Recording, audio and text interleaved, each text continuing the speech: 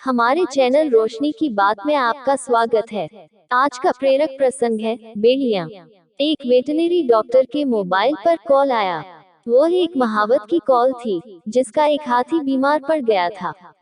Doctor साहब हाथी को देखने निकलने वाले ही थे कि उनका 10 वर्षीय बेटा भी साथ जाने की जिद करने लगा।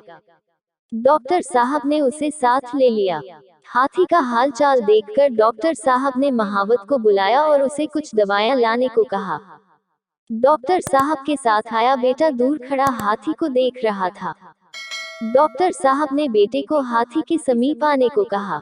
बेटे ने हाथी के समीप आने से इनकार कर दिया।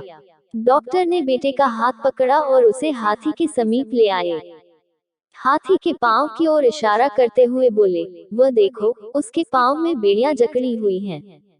वह चाह कर भी हिल नहीं सकता। जब हिलेगा नहीं, तो तुम्हें चोट कैसे पहुंचाएगा? ये सुनकर लड़का सरपट भागने लगा और तब तक भागता रहा जब तक हाथी उसकी आंखों से ओझल नहीं हो गया। डॉक्टर साहब भी लड़के के पीछे पीछे भागते रहे। लंबी दौड़ लगाकर लड़का रुक गया। उसके पीछे दौड़ते पिता की भी सांस फूल गई थी। डॉक्टर ने लड़के को क्रोध भरी नजरों से देखा और बोले, कहा ना कि उसके पांव में बेड़ियां हैं। वह नहीं हिलेगा, फिर डर के क्यों भाग आए? लड़के ने बाप की आंखों में आंखें डालकर कहा, बेड़ियां?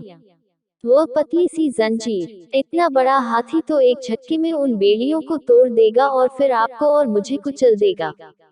बात तर्कपूर्ण थी। हाथी की अदम्य शक्ति के समक्ष उन बेड़ियों की क्या औकात थी।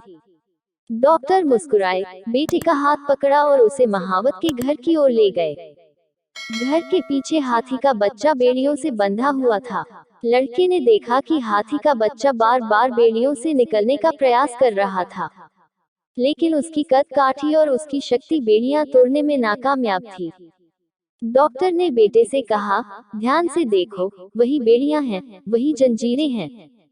हाथी के बच्चे को काबू में करने के लिए बाल्यकाल से ही उसे जकड़ दिया जाता है।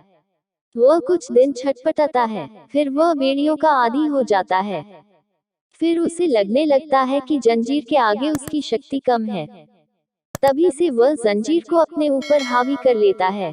डॉक्टर ने लड़के का हाथ पकड़ा और उसे पुनः विशालकाय हाथी की ओर ले गए। उन्होंने पुनः पैर की बेड़ियों की ओर इशारा किया और बोले, तुमने सही पहचाना। हाथी अपनी शक्ति से पांव झटक भी दे तो इन बेड़ियों को तहस नहस कर देगा। लेकिन ये बेड़ियां उसके तन पर नहीं, उसके मन पर बंध चुकी हैं। वह इन जंजीरों की ताकत स्वीकार कर चुका है। आशा करती हूँ कि यह प्रेरक प्रसंग आपको अच्छा लगा होगा। इसे लाइक करें और कमेंट लिखकर हमें अपने विचार भी जरूर बताएं। अगर आप हमारे चैनल पर नए हैं, तो इसे सब्सक्राइब करें। इस कहानी को अपने दोस्तों को शेयर करें ताकि वो भी इसका लाभ उठा सकें। धन्यवाद।